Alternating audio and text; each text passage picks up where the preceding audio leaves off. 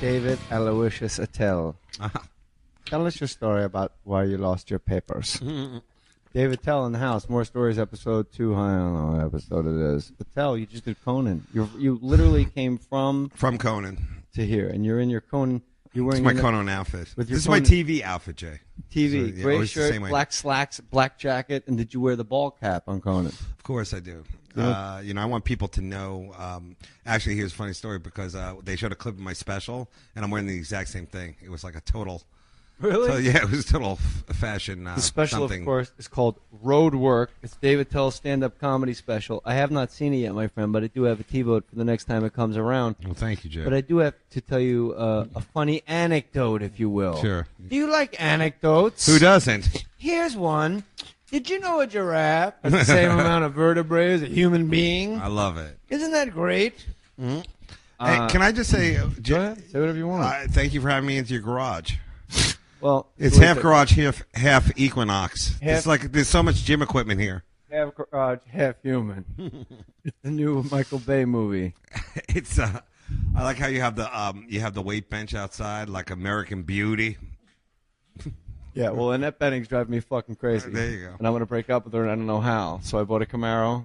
You got a Camaro? Working down at the fast food place? American Beauty jokes. Your special... Oh, sorry.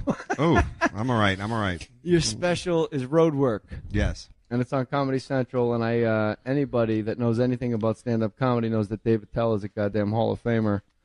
And what was amazing, last time you were on the podcast, we sat in a hotel room and we spoke for, I think it was 2.5 hours. Ouch, really? It was great. It didn't feel like that. No, not at all. Well, that's what happens when old friends hook up and just talk comedy. I think that was the first time I saw you in years, Jay. It was, and it was almost that much time until this time again. Exactly. Well, I don't live out here, dude. What? I don't live in L.A. I did not know that. I thought you were just ignoring me. I live in Azerbaijanistan. Really? Yeah. Is that where Borat is from? It's something, whatever. It's part of Russia now. We're in a week. Crimea. I'm from the Crimea. What are you going to do? That's the Pittsburgh of Russia. Good or bad? That's the Baltimore. Roadwork is the special, and last time we spoke on More Stories episode something, you guys go back in the vault. But if you have the More Stories app, you can just get it, your premium content at this point. Am I? Yeah. How much, Jay? Come on. What is it, Matty Boy? It's like $6. Wow. $6, but you get $6. Something. Yeah, you unload every episode ever. That's like great. Charlie That's a Sheen, deal. Jay Leno, Bootsy Collins. You That get is all, a deal. Old David Tells and the. I must be in the bargain bin. No, those are all my old movies. Player. That'd be great. The bargain bin, a podcast. All right, look, 99 cents. I'll give you the Attell. Yeah, I like it. But you got to take the Artie Lang, too. 2 for 1. Last time you were on, I was amazed, and I think the listeners were amazed at how little you really had, like, doubt about your stand-up comedy. And I said to you at the time, look, if you have doubt about how good you are as a stand-up, there's no hope for any of us, because you're the comic that all the comics watch because we think you're the best. Oh, well, that put me in a I know I'm going to end up in a shame cycle later on at the hotel, but that's really nice that you say that, because when it comes from like an old friend who also I respect as a comic, then I appreciate it. And not to hammer the special, but doing the special, I edited it for so long because it was in 5 clubs. I did it in clubs because I'm a club guy and not a theater guy. And like, then there's that moment where you have to actually like release it. And my editor, who was like an angel putting up with like 6 months of hardcore editing, goes like, we're done. And he said, like, I know you could edit this for another year. And I never thought about like actually the release. Do you ever think about that? Like, like I'm always like, when is it coming out? Yeah. Papa? Me, I never thought about that, Jay. I was like, I'll just spend the rest of my life editing this thing. It'll be some weird kind of like, like just like Kubrick. Yeah, like with cobwebs and like just a hoarder apartment. Don't sit there. That's where I keep the dick jokes. And then, then I would be like, and we finally released it on Comedy Central, and the feedback was amazing, dude. I'm not on Twitter much, but like we had to tweet it out for the networks. Like, you got to get the word out there. And I was like, wow, I didn't know there were that many comedy fans out there, and the comics themselves. Like, it was really cool. It really blew me away. Next time it's on, when it comes up, it's on the queue on my TiVo. I'll certainly tweet the shit out of it. It's called Roadwork. It's David Attell. But when you're on stage, Dave, you have to notice that there's comics in the back of the room that weren't there for the previous 6 acts when you're at the Comedy Cellar, right? And they're all sitting there with their hat to the side like this. He corny. He corny. Why he corny? Get your hand out of my pocket.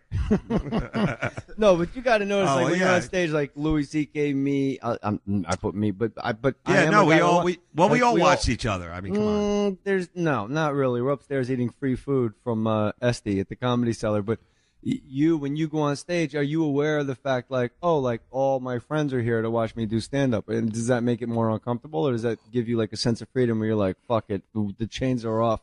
Yeah, Dave Attell unchained. Well, when I'm like Django.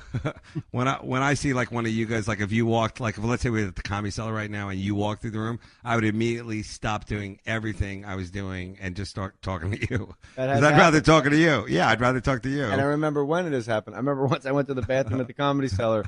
You were in the middle of a bit, and you just looked at me and went, "Take him." You pointed to somebody in the audience and went, "Take him to a game." Yeah, that was our little time, because I think as comics it's more fun.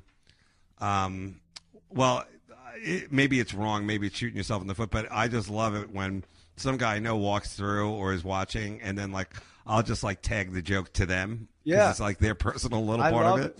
Like if I'm at, like, the audience is like, what is he talking about?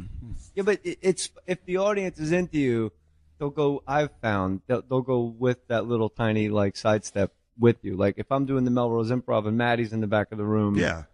I'll like do stuff that I know it's just between he and I, and it's nonsensical. But the audience is like, it sounded funny, Right. I think it was supposed to be funny. We're having a good time. But I love that stuff because that's our stuff. And, I think that a lot of the comics started watching me because, like, I would bomb consistently, and they would find it funny the way I bomb. Because, you know me, like, it was like quicksand. Like, I would be the guy grabbing on the branch, thinking the branch is going to pull me up. Like, fuck you, quicksand. Like the guy who, like, won't give up. So I think that's kind of like where I got the rep initially of, like, the comics comic of people who would watch me. Kind of, your book. This place is haunted. There's papers flying out. It's 108 degrees out. For some reason, some breeze. Oh, that's probably the air conditioning from inside coming through that tiny crack, blowing papers all over the garage. Oh, my God. It is so. Why is it so hot here this time of year? Because it's a desert, off the top of my head. Off the top of my head, California. It really is deserty out there, right? It's so dry, isn't it? It's dry. Did someone leave NPR on? I mean, what's going on out there? It's so dry. This is last time we were in New York. No, we were here. We were in Santa Monica because you were in town, and we did it at a hotel in Santa Monica. But this time we're in the Fake Mustache Studios in my garage.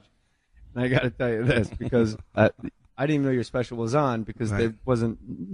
God really, forbid we had a billboard or something. Not Yeah, the okay. best promoted thing. Oh, On, right. Absolutely. I'm saying all this, not David Tell, but for crying out loud, Comedy Central, you have the fucking goose that lays the golden eggs of jokes named David Tell promoted.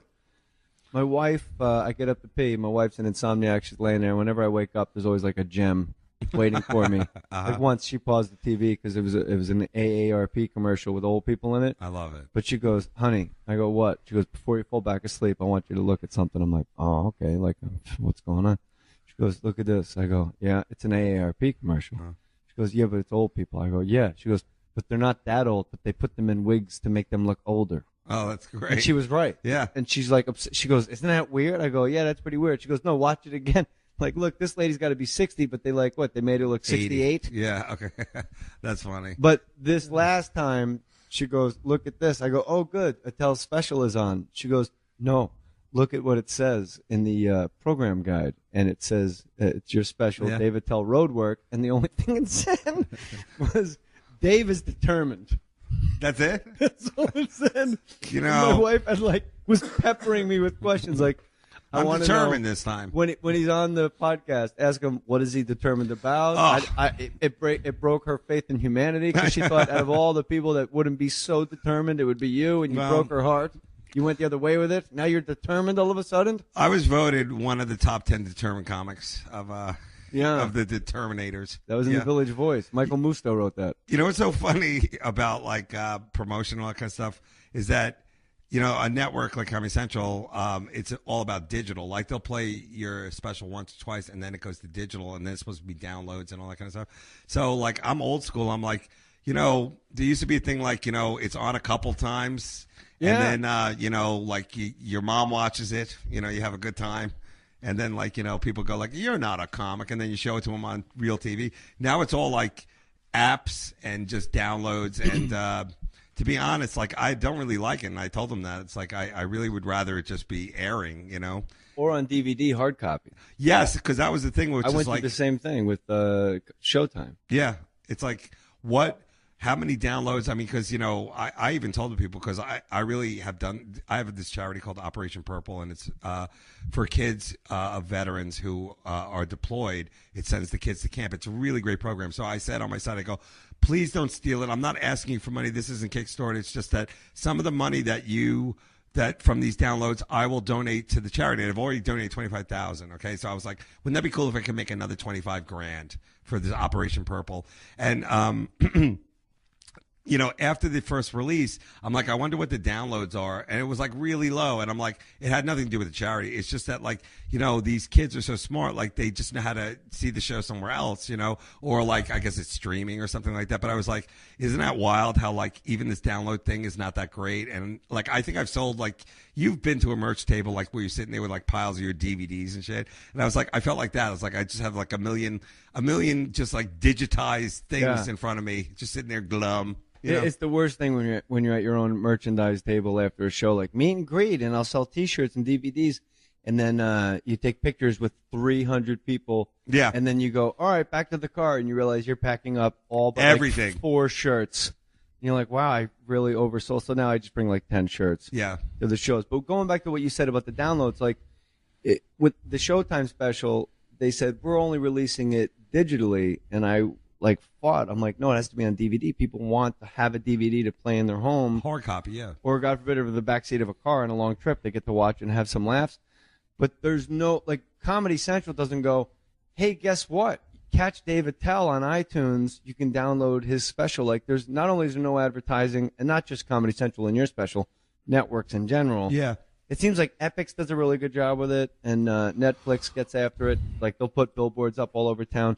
But, like, there needs to be some kind of, I mean, shit, Comedy Central's on Twitter. Send out a tweet saying, hey, click here to download Dave Attell's special Roadwork. They do their part. It's just like, I'm not really. No, I'm telling you. They do their part. I just think that there's so much product now out there, especially in the digital world, that, like, getting anyone to buy anything is really difficult. But I'm with you on the whole idea of, like, you know, hard copies. There's something about having the DVD and owning it, and, like, especially for the fans, the real comedy fans. I'm not talking about, like, the samplers or anything. You can't sign a download for somebody. You can't sign a download. And also, you know, that is like your copy. And, like, you know, we built all these extras and DVDs, but you can't put it on a download. I mean, It's just got to be an extended cut, and we didn't do that. So I was just going to say also, to your point, it's like, you know, if one person downloads your special, they can rip it and put it on YouTube, or they can rip it and put it on another site, and then it doesn't count for your downloads. You know what I mean? So you really are just the Metallica fighting these piracy people. You're fighting Ethiopian pirates. Somalian. I messed that joke up. Somalian would have been good. Well, I like how Matt was using his young hipster terms. I mean, your buddy can rip it, and then dubstep it, and then you know, and Skrillex. And then sell it, chop and screw it, and sell it to Skrillex. You're throw totally that shit out there. You're totally right about that. But at the end of the day, it took me a long time to do another special from the Captain Miserable, and I'm telling you this because you also, you know, like, doing hour specials. Like, people, by the way, in this town, nobody knows nobody watches television, I assume, unless they're on Game of Thrones. You know, nobody really watches TV, but Peter Dinklage is a big fan of all the Comedy Central specials. Oh, is he really? No, I don't know. You said Game of Thrones. It's the only person I know. But in New York, like, the comics who came up to me, and, like, a lot of the tweets I got from the comics really did make it feel like, you know, because it is different. It's a different looking special. Put a lot of work in it. Why is it different looking? Because it's all handheld camera, pretty much. There's a camera guy on stage, and I give cameras to people in the audience. Oh. So, and we took the same style, and I put it on that Comedy Underground show, which is the kind of like me hosting it like Rodney. I'm hosting and bringing up the young. This kid's great. I'll tell you. I love this kid. Oh, God, this crazy lady coming up here. I saw Comedy Underground, and my only complaint was I wanted to see a lot more of you. You Yeah, came on stage and you said a nasty joke. You brought out Jeff Ross. He told a nasty joke. Yeah. And then you hand for the listener. It's a really unique show, Comedy Underground. Attell hosts it. And then you walk on stage with a handheld camera with basically an iPhone. Yeah, like one of those kind of new. And I'm GoPro like, this is something that I've always wanted to do, but I wasn't brave enough because I always thought people were going to go, well, he's filming us. It's his show. Yeah, Film exactly. yourself. But you pulled it off, and then you hand it to somebody in the audience and go, you're in charge of this camera for the rest of the show. Did you ever get in contact with the big fat guy in the Hawaiian shirt and go, bro, your shots were completely fucked up. You blew it. No, it's funny because like some of them took it more serious than the guys I actually fucking hired to do it. There's like the guy in the back who's like a bass player for a band, like whatever. I was in the Georgia somethings, and now he was like working the camera, and his stuff is out of focus. But yet this guy's like, this is my shot. But I'm in Joghead. It's a Foghat cover band. I don't need this something shit. like that. But everybody was really cool, and Scott, who is the director, really, I mean, like this guy, like he totally did me a solid because it's a lot of work, and we did it on a low budget. It was all my money, so. The series, I wanted to do the same exact thing, but now Comedy Central was involved, and I said, well, we can use my style because it would look really cool. And I think what we're all kind of saying is that like it's a club show, and you know how much fun and wild club shows are.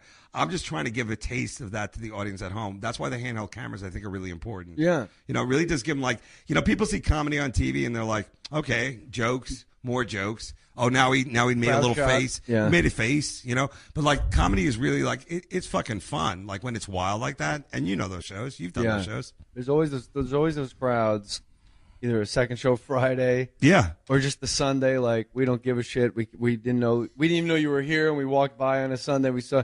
And then you're on stage and you're like, this is completely exactly what you said. Like it's wild.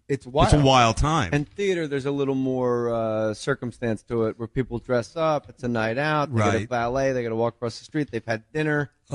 People aren't getting liquored up. Well, that's what I like about you, Jay. And this isn't a stroke fest. Go but on. I would just say that, like, you're a theater guy. You look good in the theater. Your act works in the theater. But you can hold your own club. And, like, I think in your heart, like, you love a club show, too. Oh, I love it. Yeah, you love a club show because I know you play clubs, too. So yeah. And for the listener, really the only difference between a theater show and a club show is it's pretty much the same amount of money.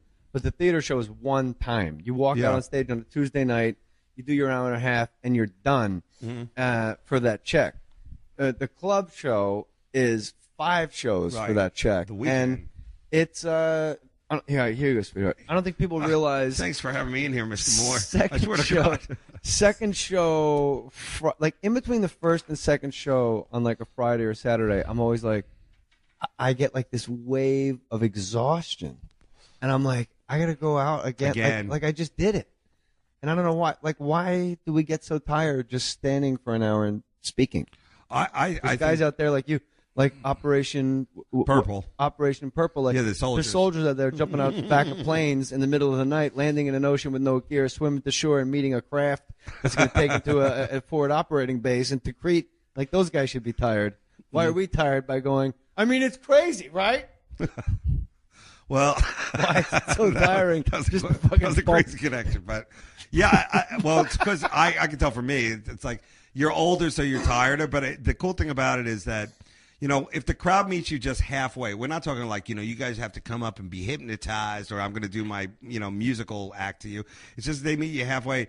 The amount of fun that can happen that was not planned is just extraordinary. And I'm not talking about like the drunk guy, like I'm screaming out stuff to help you out, or the people whispering or on their phone. Those people never help you out. But when the crowd is there and you're like swinging and you're trying and you're just throwing out new ideas, and like sometimes they hit, sometimes they don't, but the crowd gets it. That to me is like the best show you can ever have. It doesn't matter where it is. It's just like that's the show I want every time. I agree with you absolutely, completely. And it happens at a club only, and it doesn't happen in a theater. And there's times, I would say there's probably 6 minutes of every hour that when I'll say something on stage and it was never in my head. Exactly. And the audience hears it the exact same time I hear it. And it's almost like Buddhist, like no mind, and then you drive home and it's like, shit, what did I say? Because it made me laugh because I didn't know I was saying it, and you never get that in the theater because the theater, like you got to put on a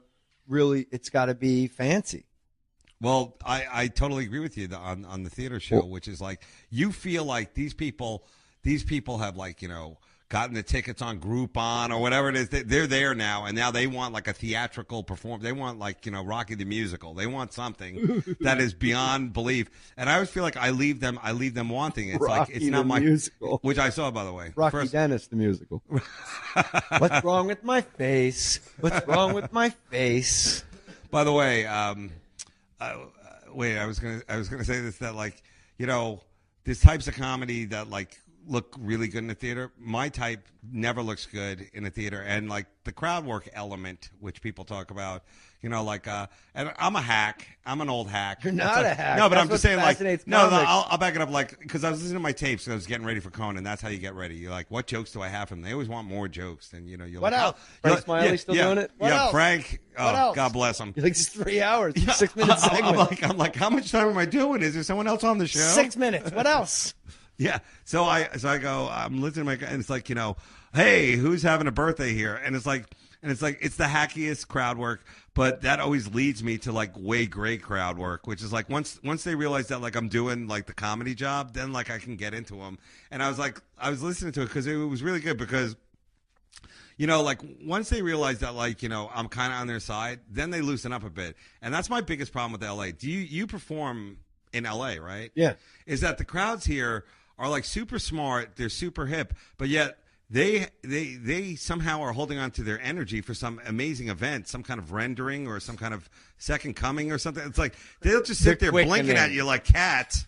They're like blinking at you, and I'm like, you're 20 years old, dude. This is like your moment. That's your, It is. That's a really interesting observation. It is in LA. There is like when you drive a golf cart downhill, you're like, why isn't this going faster? Because there's a governor on the engine, and with the audience in LA, there's always that weird governor on the engine, like they're waiting for the quickening or something weirder to happen. Like this is it. This is the show, guys. Like, let loose.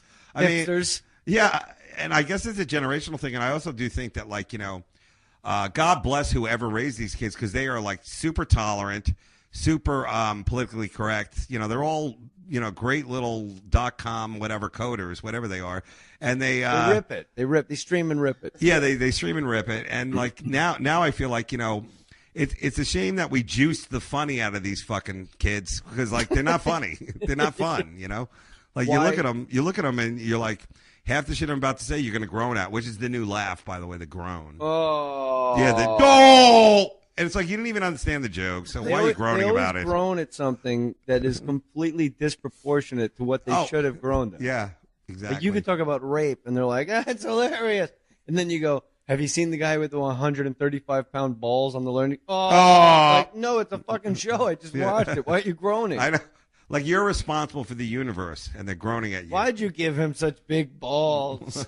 Leave him alone. But yeah, I love all that kind of like fake caring that they do. But at the end of the day, I'm like, it's still a show, guys. You might as well like laugh it up. No one's going to care. But I guess they have been raised to realize that everything they do is going to be Instagrammed and like millennial, whatever they do. I don't know, dude. I saw you at a Dave Attell joke laughing at a Selena. I saw you at a Dave Attell show. You won't be governor. You laughed at a Selena joke. Yeah. It's like all that stuff, but to give them credit, they are star fuckers. Like anybody could walk in who's on a TV or a movie, they go nuts. So. It's Aziz. Well, yeah, Aziz, like in the cellar, like when I see him walk on, his crowd is the tech crowd. They're all tech. It's like Is that why I don't understand what's happening? Because it's a lot of Facebook jokes in Aziz's It's a lot of Facebook, and I know he's funny, right? But it's like so. Then I respond to his yeah, with a post. And then I flagged it, and they're all like, and I'm like, I have no idea what's happening. That must have been like what the World War II vets thought, like when they started watching, like, like you remember watching like Battlestar Galactica with your grandpa. It's like, you got to understand there's a colonial war. He's like, yeah. Let me tell you about Lady Gulf, 1943, all right? The kamikazes were coming in. I had to piss my pants. I was on a 40-40. It's like, oh, okay. Lady Gulf. But, that. Why are you so determined? I'm not letting this go. I'm determined Dave to get Mabel to come over here for a second. Look at that little. Sit in your lap. That doesn't even look like a dog. That looks like a unicorn's fart. It's just too adorable. My teacup Yorkie Mabel. I never thought of all the dogs that you could have that, Jay, this would be your dog. This is your wife's dog, isn't it? No, this is my girl, and the little Maltese, Gene Wilder, in there. She stares at me. I'm her god. If you look at the photo on the wall over there of Anthony Jeselnik holding both dogs, they're both trying to get away from him like they're about to get gang raped. Well, he is cold. He's known for that. Here's Mabel for David Tell right in the lap. She'll stay there. All she wants to do is, she's a good girl. You're a good girl, Mabel. These new dogs, they don't even bark. Why would Comedy Central, in the synopsis of your stand-up comedy special called Roadwork, say Dave is determined? I'm not letting this go because my wife will go, did you ask him about Dave is determined? And I got to go up there with an answer. It's so funny because I would bring that, my web person who's amazing, we would bring that up to them and they'd be like, well, we'll get on that right away. And then like they'll run to some kind of group or a cubicle. You'll hear a lot of running. And I'll be like, all right, well, that slipped through the cracks. We promise you next time it'll be, Dave Attell is dinosaurs. Something funny. Are there jokes? Is your dog farting or is my phone vibrating? I don't know anymore. She's not. I'm getting old. I'm old. After all that hobo chili from my first special, Skanks for the Memories. I miss one of the best comedy albums of all time. Can I tell you what the best line? Because you love a line coming up on stage, you love that kind of stuff. Oh yeah. The best line I came up with. Actually, I came up with a couple of good ones in this special because we shot in multiple places, so I got a lot of wax at it. Learned that from the Viet Cong. Little battles. But we were fighting ghosts out there, man. But in New Orleans, because I do a greatly long jizz joke, and that wasn't supposed to be the closer, but I kept fucking up the closer, so that became the closer. But I did say because they're Southern, it's New Orleans, and they're like a crazy crowd, it's like washboard players and just voodoo people playing the jug. Yeah, exactly. So I go, you can't come on it. Some girls use their teddy bear to block the shot, facial jokes. And then because I said there's no reaction, so then I go, you can't come on a teddy bear. That's Cajun bad luck. That I just thought of on the spot. I was like, oh, that's great. Cajun bad. It is. And I think that's the important lesson of the David Tell second appearance on the More Stories podcast. Yeah. Never come on a teddy bear. It's Cajun bad luck. But if you're not Cajun, don't worry about it. Fire away. For those about to rock, we salute you. Go to jmohr.com, click the Amazon banner, everybody. And Dave, I'm trying to put my kids through college. God bless you and your kids. But you got to save early and often. So what I do is all the money from the Amazon banner at jmohr.com, that goes direct deposit to their college accounts. That's sweet. That takes me off the hook. I can save some money for myself, can't I? Mm-hmm. So here's this guy. And I got one for you that's very special. This is not the one. Grant Keller tweeted me. Hello, Grant. And by the way, thank you very much for using the Amazon banner. Go to jmohr.com, click the Amazon banner if you're going to buy anything off of Amazon. Dear Jay, just bought a DVD case inserts for my wedding videography business. Grant Keller Videography. Guy's a videographer. I like that. That's another job that'll be out in a year. I used to be a video wedding assistant. You were? Yeah. What did that entail? That the guy back in the day with the big camera. Get the bride where I need her. Yeah, go get the groom and the bride, and not that mother-in-law, the other mother. Yeah, but it was also the batteries, needed to be changed out because remember back then it was these gigantic batteries. Yeah. So I'd be lugging them around wearing my tuxedo like a chimp. I mean, I look like a it's like, who's this guy? You chimp in a special needs kid. You're in a Jerry Lewis movie, little chimp tuxedo holding batteries. Where's that chimp with my batteries? And the best part of it was you got to eat at the wedding hall, wedding food. I used to work at a wedding hall, and we ate our faces off. Yeah, it was great. There's always leftover food because people don't show up. And you know what you say to those people? Thank you for not showing up. You just saved me a ton of dough. Dear Jay, I just bought a DVD case inserts for my wedding videography business, Grant Keller Videography. 2 plugs, Grant. You're welcome. I buy all my supplies through Amazon, and I'm thrilled to not only be helping your kids go to college, but also supporting the men who carries the torch for wedding videographers on the big screen. I do believe Jennifer Aniston picked you over Kevin Bacon! ! Picture perfect. I played a videography. Oh, that's true. Thanks for More Stories, the best podcast on iTunes, and never miss it. Enjoy life, and no one does a better Eddie Vedder on the planet than you, Grant Keller. Thank you, Grant Keller. I appreciate that, David Tell, very much. Eddie Vedder, David Tell, it's called Roadwork. True that. But this one I thought you'd really like.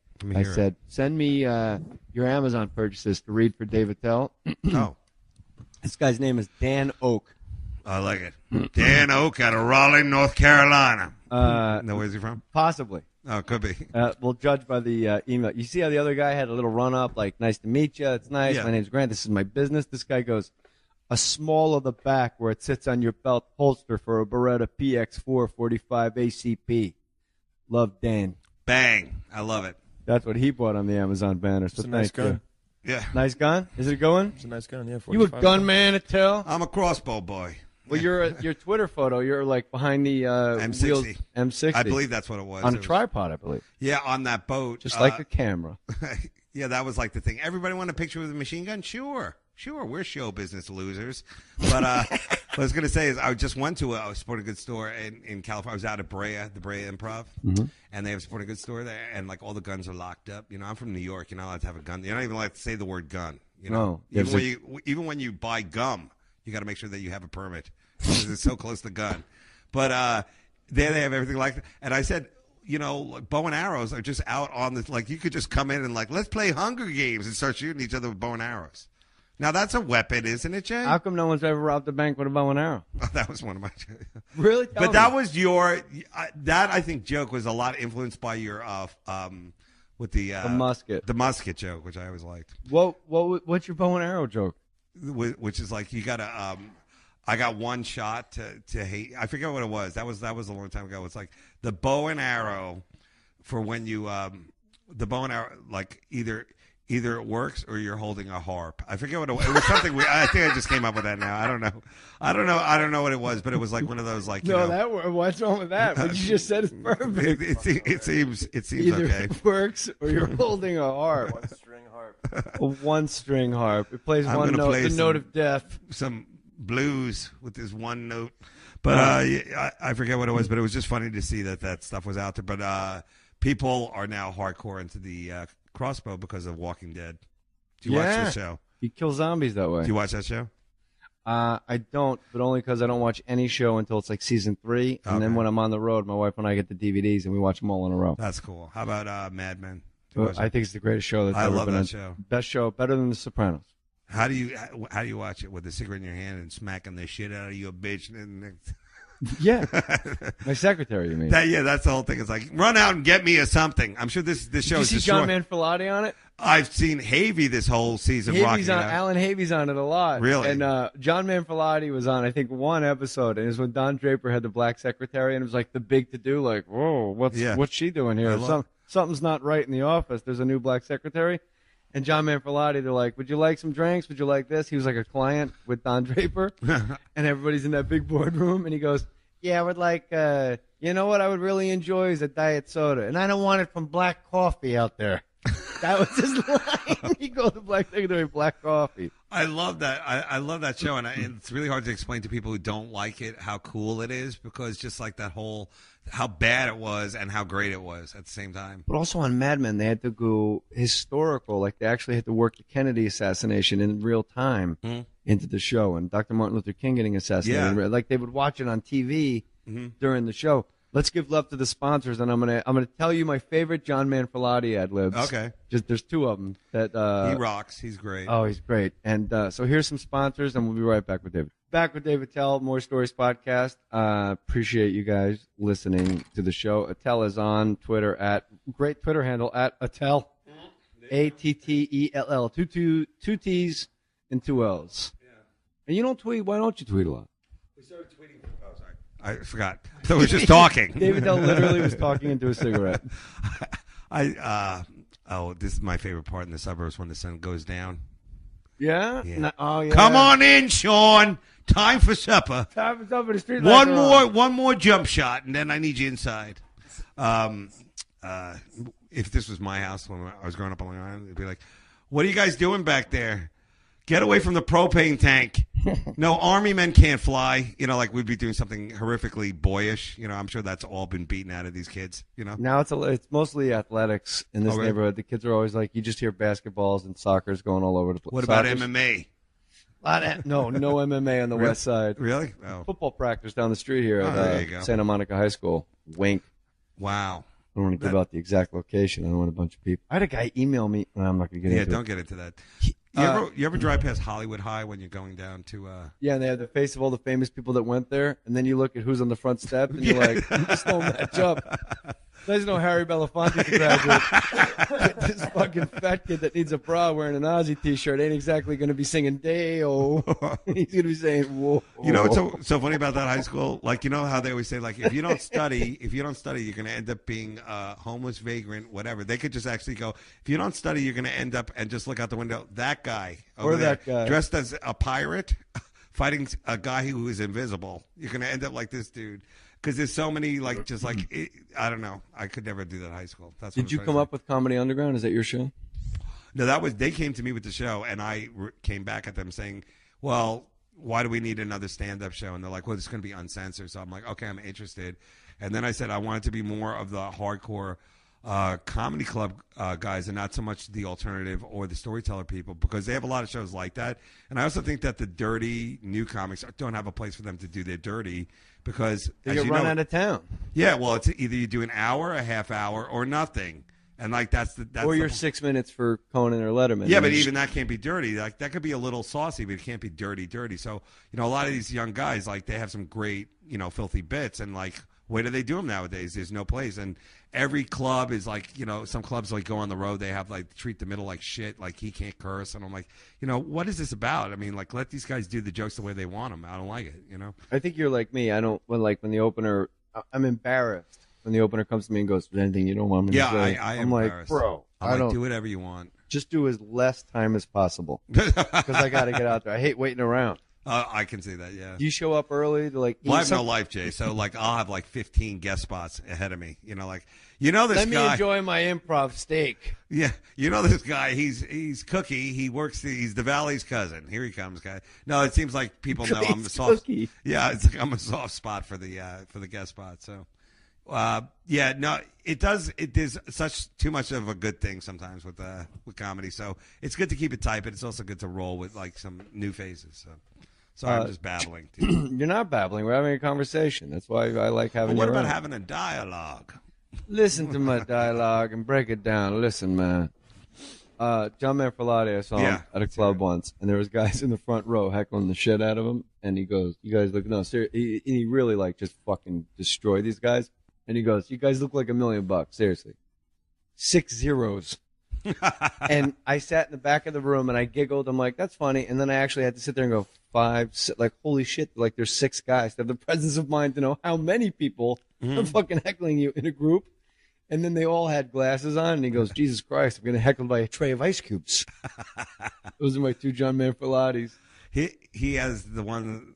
For those of you who don't know, he was a big New York comic. He's really good friends with Ray Romano, and I know Ray loves him to death. They're golf buddies, and he's been on Ray's show and all that stuff. For people know, he's more of an actor now than he's a comic. I don't think you he were does on Ray too, weren't you? As one of his basketball. Yeah, like one time. I was on there one time, but I also you were on his basketball team. Yeah, I was You're smoking athletic. actually on the team. That was the best part. Yeah, it was me, Andy Kindler, and Ray, and who were just saying Manfrotati. So.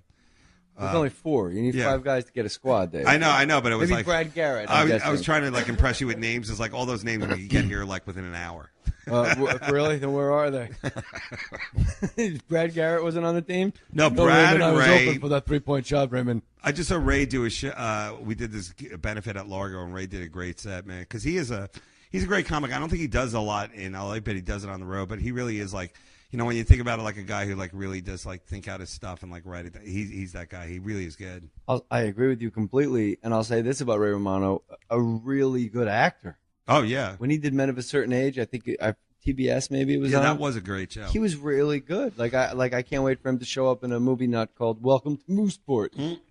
Do you know who was the executive producer of that show? Of Ray Romano? Michael Royce, who was Mike a comic. Royce. I love Mike Royce. I started out doing comedy with him. Me Mike too. Royce. Yep. Well, so, I guess that's not really that. I'm like, what a coincidence. Yeah, exactly. We started at the same time. That was when there was only 1,000 comics. Now there's about easily 100,000 comics. So. So why are you determined? I'm determined right now to. Are there bits in the set about how determined you are on your special called Roadwork on Comedy Central that everyone must TiVo and watch and tweet how much they loved it to Comedy Central? Yeah, I really can't. You got me on this one, but maybe they caught me at that weird moment. They're like, "What do you want to say about the special? Like, it's off the wall, off the hook, or how about determined?" I think I'll go with determined. I think that's the way I want. I was trying to give a West Wing element to it. Determined. A political dick joke fest. The right side of the aisle is kicking my ass. That's what you were going to call it. That's how I should have ended it. Well, and as you all know, I'm determined. Lights out. Lights out. Fade to black. 700 Sundays. People don't realize maybe that you and I shared an office on SNL. We were hired at the same time, and you and I were completely lost at the Saturday Night Live retreat. Yeah. So they put us all on a bus and sent us up to Mohunk Mansion. They can't be still doing that. That's for sure. I don't know if they're still doing it, but I know I saw Anthony Bourdain, no reservations, and he actually went there for lunch and went out on a paddle boat with Rulin, some chef that he always rolls around with that he likes to make fun of. And like the whole thing was like how haunted the place was. And I'm like, well, somebody might have floated us that information. Yeah. And I could have had some fun. Are there any ghouls in here? The Scooby-Doo kids could have come in and solved it. No, I really do think that, I know that you were a heavy-duty player over there. And like at SNL? Well, no, I mean, but you fought for yourself and you got stuff on. And I think that I always admire that because now I see, now it looks like a summer camp over there. Back when we were there 20 years ago now, it was more of like a death match. It really did remind me a lot of like 2 men enter, 1 man leave, Mr. Attell, you will have the weapon. Yeah, I really do feel that like it was so competitive to the detriment of the show. I agree. That the show was hurt every week because of like, oh, this guy knows, this guy is whatever, and the writers all like this guy, and like it was wrong, and they didn't nurture the younger cast members. Now it's all like a nurture fest over there. It's like a mommy blog. Cast driven. It was Jim Downey told me one of the few times he spoke to me in 2 years. Yeah, was he said the show's cyclical and it's either writer driven or it's cast driven. And when it's cast driven, that's when it's the best.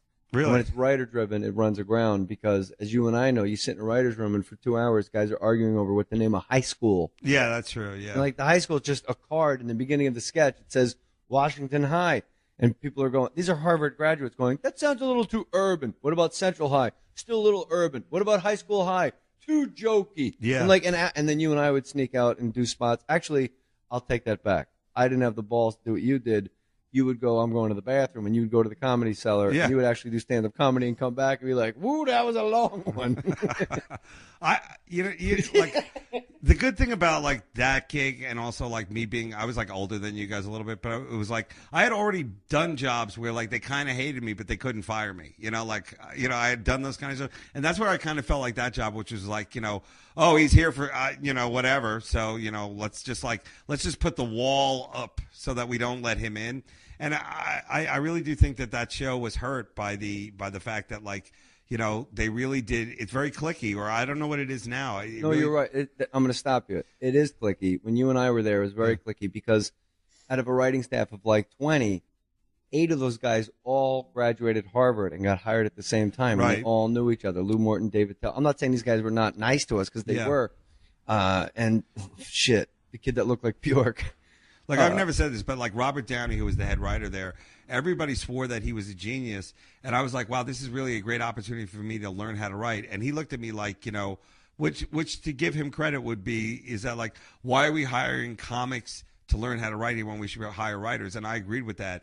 But I also do think that like, as a comic, I could have contributed more if they didn't look at me as like, oh, this guy's just going to throw in some like comedy jokes. Yeah, we want jokes being the key word. Yeah, though. exactly. The sketches need jokes, especially their sketches, since they have so many. Since they go on way too long, like the more jokes, the better, as we all know. Yeah. Otherwise, it's some kind of weird improv exercise of just like, over the top characters. It seems sometimes I watch that show and I'm like, this is like English comedy done poorly. You know what I'm saying? It's like everyone's dressed wackily. There's wackiness going on, and there's a recurring thing, like a recurring bit, but it doesn't lead anywhere, and there's no jokes. That was years ago. I think now it's different. Let's do a sketch where there's an ugly sweater party. What are the jokes? What do you mean? It's an ugly sweater party. Yeah, come on, guys. It's and all that'll walking be in. 8 minutes. We're just going to compliment each other's sweaters the whole time. Because there's 1,000 people in the cast. We need 100, we need 100 ways to go, hey, how's it going, guys? That's like the big writing assignment. Yeah. How did you get the gig? I mean, I was auditioned at actually Stand Up New York, and I thought you were on that audition, or you got it through a manager. No, I auditioned at the Boston Comedy Club, and then my second audition was at Stand Up New York. Okay, so then I must have went through the same process because they saw me at Stand in New York, and that's when they said, we'd like you not to be a cast member, but to be a writer on the show. They give and my with one manager, hand, they take away with the other. We want you, but just not the way you want us to want you. But then the management at the time goes like, you know how it is. They'll bring you in, they'll love you, and then you'll be a cast member. And I was like, okay. What I really should have done is what Louis did, which is like, Conan also wanted me at that point. I should have went with Conan. And I didn't do that because I think at Conan, my sense of humor would have fit better. Because I remember talking to Louis back then, it would be like, I'm like, well, we're working on some kind of weird thing for like name like Martin Lawrence or something. He was one of the cast. He was the special guest or something, or whoever.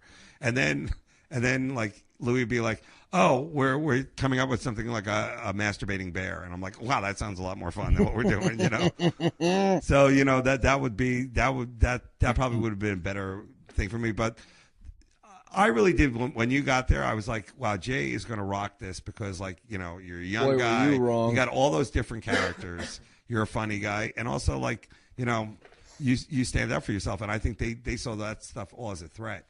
Well, I don't know if they saw it as a threat, but it certainly wasn't received kindly, and I was my own worst enemy there for sure. Well, because okay. I ranted and raved, and I remember I think it was Jim Downey at the time also said, why don't you go to office when everybody's writing and do your impressions for them? And to me that was the most insulting. Insulting, yeah. Like I'm just gonna walk into like Lou Morton's office and go, "This is Harvey Keitel. You should write a bit." Write it for me. And it was like, but in hindsight, that's exactly what I should have done. Well, because they went, oh, that would be funny if like Christopher Walken walked in. Yeah, but you don't know. Maybe that would be the week when Robert Schneider had 3 sketches that had the, 3 sketches that had the special host guest in and it, women. the host or something. Yeah, you got to have women in the sketch. Those are the 2 rules. You got to make the host funny, and you got to put the women in because they were light last week. That's what I always got. Well, I think the cool thing about today's time, like when Tina Fey started running that show, is that there was no longer that sexist kind of misogynistic women. I think that the women were holding their own because the cast members were that strong. And now I really don't know. I don't follow that show. Do you watch the show? I don't really follow it. If there's somebody I like that's music, absolutely not, because there's no music anymore. But if there's this particular host that I dig, I'll watch it. But I'm not really a sketch comedy guy. When you think of sketch comedy, I like to think of Chappelle or Amy Schumer's show, where it's fast, it's hard, it fucking does the job, and then we move on. At SNL, there's this every sketch has to have a point or something like that, or it's just for some reason it's just there's too much pressure on the sketch because there's a host in there. They brought this person in, let's see if they're funny. I'm like, well, why'd you bring them in if they weren't funny? That's what always got me. It's all about names. Did you know how to write sketches before you got the job? No, I didn't. I did not have any idea. I had no idea what I was doing there. I had no idea while I was doing there what I was doing. And then we shared an office, you and I. Yeah, with 2 other guys. Well, we were sweating it out, you and I think, with sketches and stuff like that. And I knew as a writer, since you were a cast member, you could kind of do some writing. You had to write 2 sketches. But I was tap, tap, tap. I better be tapping away in here or else they're going to fire me. But I never had that inside my body of I can just, because I'm a cast member, I don't have to write. I was panic stricken every week, because I have no ideas. And then guys would pitch fake sketches. They didn't want to give away their idea. And I remember at the pitch meetings that Kevin Nealon was great at it. He was the king of the fake pitch. Norm was the king of the fake pitch. And I realized these guys' fake pitches are better than the best thing I've actually had on the air. Right. Just write that, or at least give it to me and let me act like I wrote it. Well, Norm, I always felt like he came in there with a lot of people really wanted Norm on the show, and then when you saw what Norm could do, you're like, oh my God, are they lucky to get Norm? Excuse me, that's Norm. That's the dog farting. That's actually the dog farting. I apologize. But yeah, I would say Norm was gifted. He's a gifted comic. And he's also a gifted. He's better at television than anybody I know. I love Norm. I think he's one of the funniest people on the planet. And I remember he did a fake pitch to Bob Newhart. Uh-huh. He goes, I notice people always confuse the words literally with figuratively, And then Bob Newhart just stared him down. And then Norm just goes, someone go, I just saw that movie. I literally laughed my head off. Yeah, I didn't laugh their head off, They meant it figuratively. And Bob Newhart just didn't laugh. and then it became like this battle. Really? And Norm just kept going. It was like 4 minutes, and we were all like, it was amazing. And then that week, that sketch that was just a fake pitch, and he was. Do you remember he was Charles Kuralt? No, I was fired by that point. Oh, that's right. The old fired. I was bringing the garbage out behind a Chinese restaurant. I'll be. You don't even know. Like, there's been people who've been on SNL who went on to being truck drivers and. Just like nothing. Like they're not comics. Elvis was a truck driver, man. Come on. All right, but I'm just saying, like they didn't stay in show business at all. Like for some reason they did it. And then how many different sounds does your phone have? I'm sorry.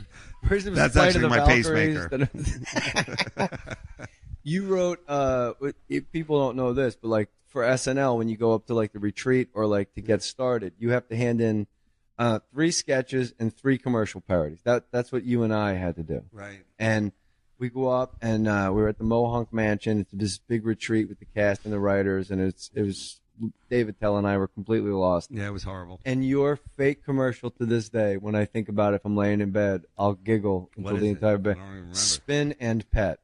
Oh, really? Do you remember it at all? No, I don't. It was a game for kids where you put your pet, any game that has like a spinner, Mm-hmm. you put your pet, you tie your pet to the spinner. Yeah. And it's fun for all ages. And like you put your dog on the spinner and the thing, and then you had to act out. And we had to read our sketches in front of everybody. Yeah, that's nerve-wracking. And then you had to act out your commercial, fake commercial. So at one point there was a bird on the spinner, and the bird was like the runner that couldn't get off the spinner, and you just kept going, spinning pet. Oh, and you just. I'm sure that got like a huge eye roll from the Harvard kids. I laughed. I thought it was amazing. Well, I like the idea with them, the Harvard writer team, is that they're really smart, and like they know they're smart, and they also are like to some degree like real funny, but then they'll always have like this like guilty pleasure comic, like I love the Dice Man. I'm like, okay, well, if you like the Dice Man, shouldn't you kind of also want to like me a little bit too, because I'm a comic and I'm dirty, and they'll be like, no, that's the only guy that I like. And then they'll also do this thing where like they're also better at that, like we got to like think out the sketch, it's all in my head, and then they just like bang it out, like they'll like talk it out. Like I never could do that. Like I always found that really fascinating, the way they would go like, this happens, and then the other guy would jump in and go like, oh, and of course, what's his name shows up. And they're like, you're right, and then they would type that down. Well, like they had computers, which to me was that was true. They it's were like ahead of having a us. space shuttle in a room to me. And then they would hit send, and we'd go to like this magical. We print your sketch, and it's ready at Read Through Factory. And you and I were writing it out with pencils. With pencils, yeah. Yeah, that was I think Lauren's like kind of ode to the past. Like he really didn't want to give up. He didn't want to give up like all this like kind of fakeness of how great the past was. But at the end of the day, if you read any of that stuff about the initial days, it was super cutthroat. But it also was like they were pushing the envelope. They were like not pulling punches. They were really trying to like change television. And now you really look at it, it's like this is really like an amusement park. I mean, there's nothing threatening about the show. It's really just, And until you can verify, because I've told the story many times, and people are like, that didn't happen, that's impossible, that's too impossibly beautiful and perfect that happened. You were with me when we paid Chris Farley $100 to take a shit out our window. Absolutely. And then he wiped his ass with his hands, and then he chased. You should. Because you and I were on a dead run through the hallway because he was acting like a zombie. Yes, I remember it now. With shit on his hands. Yes. And there was a bookshelf in the hallway, and I realized only one of us is going to clear. We can't go 2 by 2 because the bookshelf will clip one of us. So I tried to pass you. Little did I know, Dave Attell has a little military strength. And you had some fucking crazy Attell gear, and you passed me, and my shoulder hit the bookshelf, and I fell down. Oh, I'm sorry. So no, what? Because you ran fast? No, but the thing that was funny about that Farley story was like I never would have said it, but when we said it together, then I was like, yeah, that was like our moment. That was like our first initial under fire. It was like Chris Farley, who it was madness. Like we might as well just went in Fifth Avenue and laid down in the street and waited for cabs to run us over. That would have been less crazy. I know he was naturally a gifted, funny guy, and like down. Can you imagine if he was alive today? Yeah, well, with all like the movies and the Hangovers and all that. He would be playing like the old. He would be playing like the old guy. You know, like all that fun usually like at the I end. almost shot you when you came in the door. You got knocked 3 times, Rio Bravo. But Stumpy. that was definitely one of the cool things, like getting to see him. Like, you know, like, is he funny all the time? Yeah, he's pretty funny all the time, and I think that was the problem. Is like inside the sad clown. You know what I'm saying? So that was kind of like depressing when you think about his end. You know, but that was you know, there was another thing there that really did kind of like, because I didn't know the show that well before I got there. Like, did you know like SNL? Like, you know? Yeah. See, I didn't. I know that you really. This was like one of your dreams to do it. It was never my dream to be on SNL. My dream was to be Bill Hicks. Like when Bill Hicks died while we were there at '94, I was like, holy shit! And like everybody's like, yeah, that's really sad. And then they're like doing their. So I'm like, why are we still working? This is like fucking R. Kennedy assassination. Bill Hicks is dead. Yeah. And like people are like, okay, now where were we? We're gonna do the you know, the everyone's dressed as a girl, and this time they're at a car wash. Bye-bye. We're Yeah. going to do bye-bye. We're gonna do that one, and I was like, "Wow, this is the most depressing day of my life right now." Hicks you know? was your favorite comic? At that point, that was the comic I wanted to be because I really did like. I think every guy who did comedy around that time saw Hicks as like he was that good. You know, he was just that good. But Hicks was that surprises that you wanted to be him because he did so much social commentary Towards the end, but I and, loved the early and the stuff. jokes were sprinkled in. Yeah, but that was Whereas you towards seem the to end. steer. I'm sorry to interrupt you, but you seem to steer completely away from the Hicks. You know, the government. Yeah, no, I'm not that to us, guy. Go I'm to not sleep, that guy. America. The government's in control. Everything's fine. But that's how good a comic he was because he had done all those dick jokes that I was just learning how to do when he was like 18.